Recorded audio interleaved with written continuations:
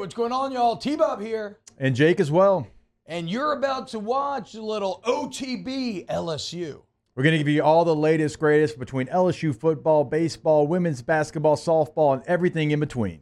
Bottom line, if you want to talk Tigers, keep it locked, subscribe, like it, and we hope you enjoy it. So we're getting into top 25 coaches most pressure on them. We mentioned Ryan Day. We mentioned Dabo Swinney. Number 3 on CBS Sports list, Brian Kelly. And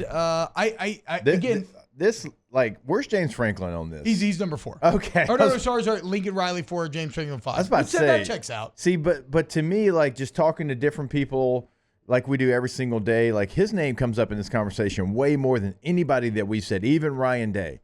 Because you have been the third best team in your conference for a long time. And Penn State fans have been like, if there was just an expanded playoff, well, there is that now.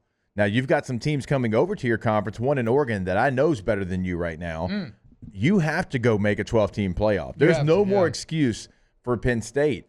And those fans are tired of being a team that's okay, or a team that's pretty good. I mean, they're not unlike what LSU's been under Brian Kelly, just for longer, in that they're a 10-win team every single year, but never really They don't beat Michigan or Ohio State. Yeah. They're not really threatening for a championship. Now, Kelly did get the Alabama win, right? And that's Franklin, I guess, have had a couple of those at times, but not in a long time. I mean, I guess I can understand Riley being ahead of him, because like Riley may actually be bad, whereas Franklin we know isn't bad. He's maybe just stagnant, or he's maybe just reached his ceiling. And like Dabo may actually be bad nowadays. I mean, Clemson finished behind Georgia Tech, Virginia Tech, and NC State last year in the final ACC standings.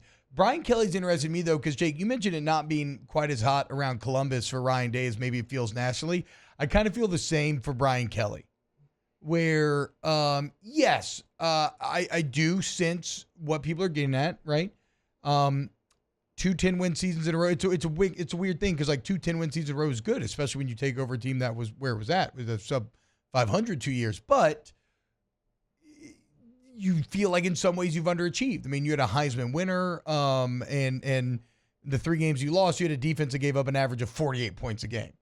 And so, like, I understand how the kind of nuanced feel to where Kelly's at, but in terms of pressure, for me, it's like, well, can you be under pressure when you have 7 years and $70 million left in that contract? That's true. Like you are under pressure. Don't get me wrong. You're under pressure to win. You're under pressure in terms of people being happy or not, but you're not actually under job pressure. Dabo Swinney, if he has another year like last year, I think he'll get another one, but he will be under job pressure going into that next one. If Ryan Day were to lose to Michigan again, that would be immediate job pressure. Like, a lot of these other guys could maybe end up being fired, whereas Kelly ain't. It ain't like that with him. We said it at the time, years ago. They are married. You're married. They are married with no clause to get a divorce. Yeah. It's not going to happen. I mean, I'm not shocked that BK's on this list. I just thought that Franklin maybe would be a little bit higher on here because, same thing. I mean, a 12-team playoff now is going to be the minimum for an LSU fan base. And I understand that, and I think it should be. It should, like, when 12 teams make the playoff, LSU, with the history that they've had in the last 25 years, they should expect to make a 12-team playoff 80% of the time.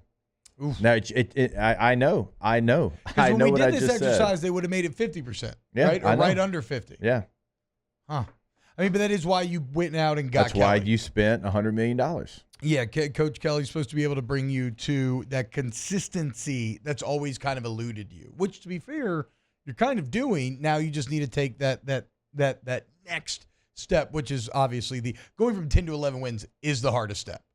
It's the reason why Ole Miss just did it for the first time ever in their school history and whatnot. So, according to CBS, Brian Kelly, 3rd most pressure in the entire country. A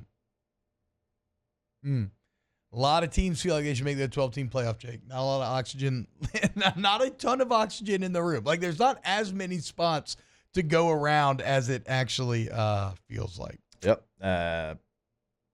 Big Ten and SEC just alone. Yeah. There's like 4 on each side that you better make us. it. Yeah, like that's us easily. Like, we deserve to be there. Yeah. Always. That's who we are. Okay. Yeah. Well, you going to learn today.